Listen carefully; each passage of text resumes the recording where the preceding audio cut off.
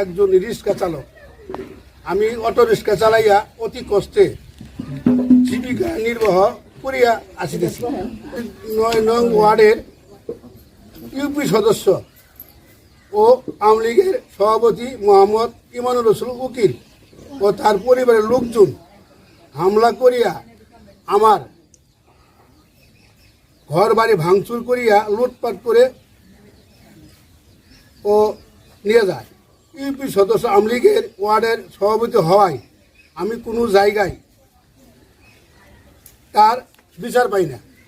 UP সদস্য ইমানুর রসুল উকিল, তার ছেলে মেয়ে মিল্লা সাইফুল ইসলাম, শহীদুল ইসলাম, মেয়ে সোহাগী সহ আরও 10-20 জন আমার বাড়িতে অনিদিকে আসিয়া আমাকে ও আমার স্ত্রী সন্তানদের মারপিট করিয়া আমার ঘর দরজা ভাঙচুর করিয়া নিয়া যায়।